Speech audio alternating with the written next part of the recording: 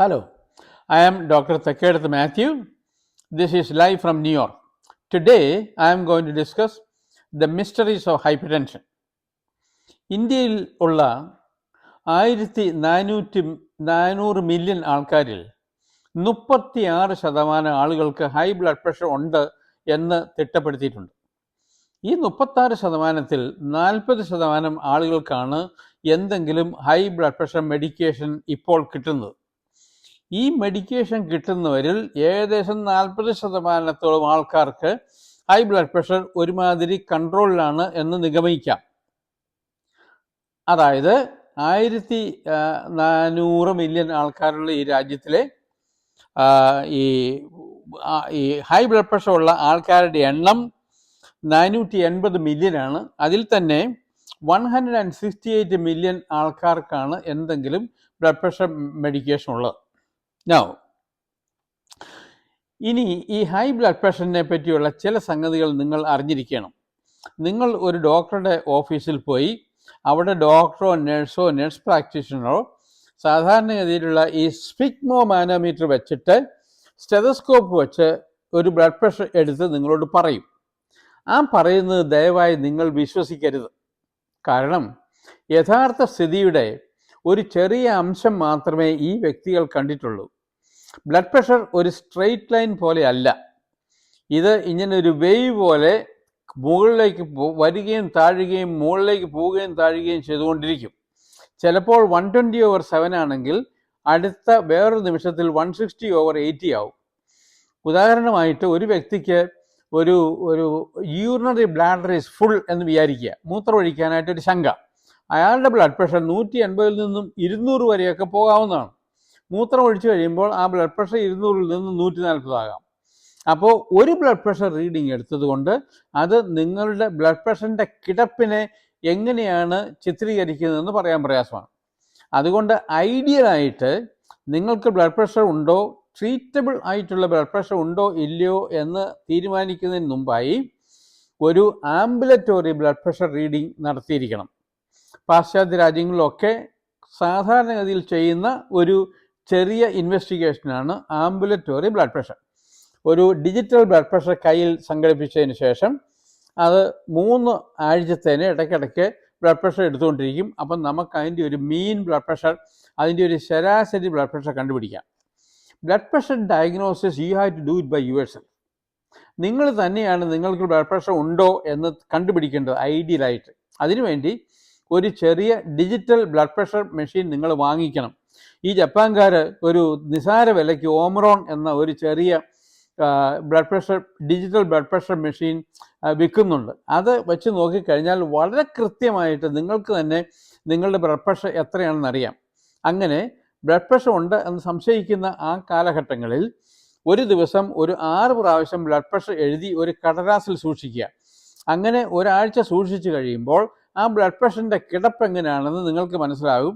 അത് നിങ്ങളുടെ ഡോക്ടറെ കാണിക്കുക. എന്നിട്ട് അതിന് പറ്റിയ മരുന്നുകൾ നിങ്ങൾക്ക് സ്വീകരിക്കാം.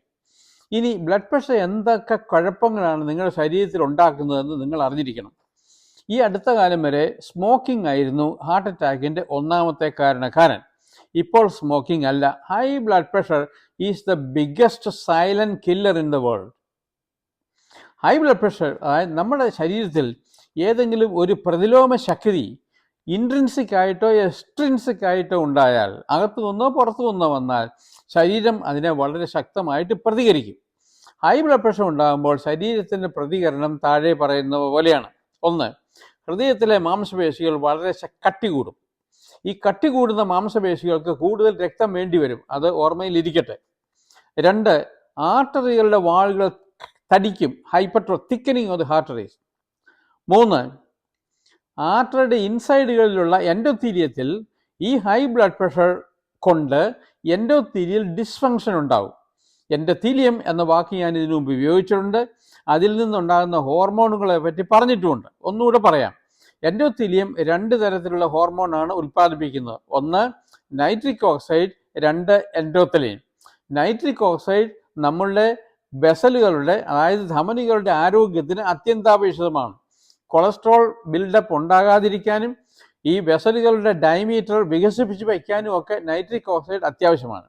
എൻഡോത്തലിൻ ഉണ്ടാകുന്നത് ഈ ഹൈ ബ്ലഡ് പ്രഷർ ഈ എൻഡോത്തീലിയൽ സെൽസിൽ പ്രവർത്തിപ്പിച്ച് അത് ഡീജനറേറ്റ് ചെയ്ത് നൈട്രിക് ഓക്സൈഡ് ഉൽപ്പാദിപ്പിക്കാനുള്ള ശക്തി ക്ഷയിപ്പിച്ച് എൻഡോത്തലിൻ കൂടുതൽ ഉൽപ്പാദിപ്പിച്ച് അവിടെ നാശം ഉണ്ടാകും. 3, ചില ഭാഗങ്ങളിൽ ഹൈ ബ്ലഡ് പ്രഷർ അയോർട്ട വികസിപ്പിക്കും. അന്യൂറിസം എന്ന് പറയുന്ന ഒരു സ്ഥിതിയിലേക്ക് പ്രവേശിക്കും. അതായത് ഏകദേശം ഒരു ചെറിയ മാങ്ങയുടെ മുഴുപ്പിൽ ഈ അയോർട്ടയുടെ റൂട്ടിൽ വികസിച്ച് വരും അയോർട്ടിക് അന്യൂറിസം. നമ്മുടെ പണ്ഡിറ്റ് ജവഹർലാൽ നെഹ്റു മരിച്ചത് ഇത്തരം ഒരു അന്യൂറിസം പൊട്ടിയിട്ടാണ്. അത്തരം അന്യൂറിസം അയോർട്ടയിലുണ്ടാവാം, ഫിമറൽ ആർട്ടറിയിലുണ്ടാവാം, എവിടെയും ഉണ്ടാവാം. 3 അല്ലെങ്കിൽ 4, ഈ ബ്രെയിനിൽ ചില ആർട്ടറികൾ പൊട്ടി സെറിബ്രൽ ഹെമറേജ് ഉണ്ടാകാം. പിന്നെ കിഡ്നിയിൽ ഈ തരത്തിലുള്ള ഹൈ ബ്ലഡ് പ്രഷർ കൊണ്ട് കിഡ്നി ഫെയിലിയർ ഉണ്ടാകും. പിന്നെ ഈ പെരിഫറൽ ആർട്ടറീസ് അവിടെയൊക്കെ ഈ കൊളസ്ട്രോൾ ബിൽഡപ്പ് കൊണ്ടും ഈ ഹൈപ്പർട്രോഫി കൊണ്ടും ആർട്ടറി ചെറുതായി പെരിഫറൽ ആർട്ടീരിയൽ ഡിസീസസ് സാധാരണഗതിയിൽ ഉണ്ടാകും.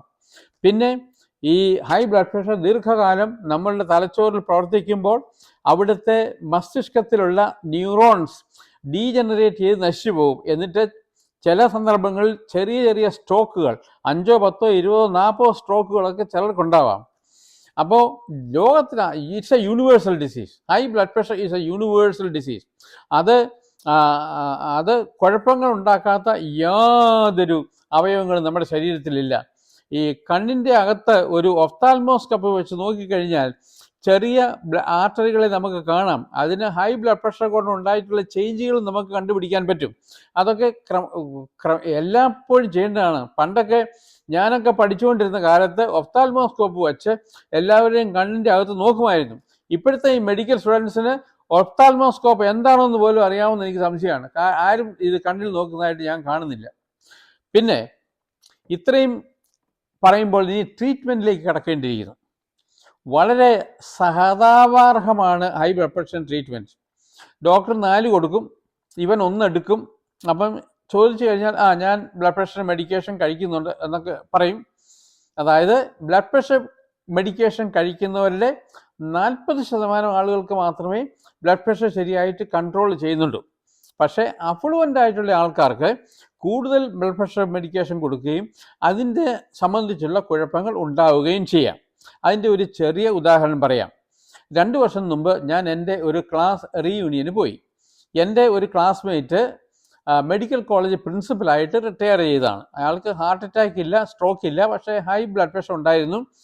സമർത്ഥന്മാരായിട്ടുള്ള പല ഒന്നാമന്മാരും അദ്ദേഹത്തെ ചികിത്സിച്ച് വൈരാഗ്യ ബുദ്ധിയോടുകൂടി നല്ല കൂടിയ മരുന്നുകളൊക്കെ അദ്ദേഹത്തിന് കൊടുക്കുന്നുണ്ടായിരുന്നു. പക്ഷേ 2 വർഷമായിട്ട് അദ്ദേഹം വീൽ ചെയറിലാണ്. കാരണം എഴുന്നേറ്റ് നിൽക്കുമ്പോൾ കറങ്ങി താഴെ വീഴും.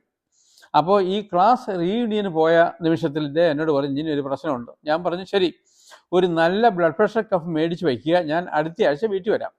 അടുത്ത ആഴ്ച വീട്ടിൽ ചെന്നു.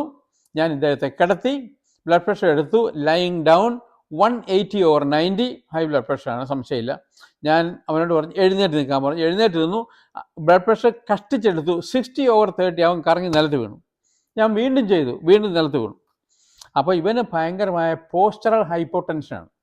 ഓവർ മെഡിക്കേഷനാണ് ഒരു കാര്യം. 2 ഓട്ടോണോമിക് ഡിസ്ഫങ്ഷൻ, അതും ഹൈ ബ്ലഡ് പ്രഷർ കൊണ്ടും ഏജ് കൊണ്ടും ഉണ്ടാകുന്നതാണ്. അപ്പോൾ ഇവൻ്റെ മെഡിക്കേഷനെല്ലാം നിർത്തി കഴിഞ്ഞപ്പോൾ ഇപ്പോൾ അവന് മെഡിക്കേഷൻ വേണ്ട. അവൻ എഴുന്നേറ്റ് നിൽക്കുമ്പോൾ തളർന്ന് വീഴുന്നില്ല. അവൻ അങ്ങനെ ആയിട്ട് ഏകദേശം ഒരു 2 വർഷമായി. ഞാൻ ചുരുക്കി പറഞ്ഞത്, ഇത്ര വ്യാപ്തമായിട്ടുള്ള ഒരു രോഗമാണ് ഹൈ ബ്ലഡ് പ്രഷർ. എല്ലാവരും നിസ്സാരമായിട്ട് എടുക്കുന്നതും എടുക്കാൻ സാധ്യതയുള്ള ഒരു രോഗമാണ് high blood pressure. You should make the diagnosis of high blood pressure by yourself. So get a digital high blood pressure and take the blood pressure each time before you take any medication. ഇപ്പോൾ നമ്മൾ ഒരു blood pressure medication ഒരു doctor പറഞ്ഞു, ഇത് മെറ്റാപ്രോൾ 50 milligrams in the morning, 50 milligrams in the evening എന്നൊക്കെ പറഞ്ഞു എന്നിരിക്കട്ടെ. ആ മോർണിംഗിലെ മെഡിക്കേഷൻ എടുക്കുന്നതിന് മുമ്പും ഈവനിങ്ങിൽ മെഡിക്കേഷൻ എടുക്കുന്നതിന് മുമ്പും നിങ്ങൾ ബ്ലഡ് പ്രഷർ ചെക്ക് ചെയ്തിരിക്കണം. So it is a very, very important message that I am giving you today. Don't trust a single blood pressure reading given to you by your doctors or nurse practitioners. you determine your blood pressure all by yourself. Thank you for watching, and please share the video.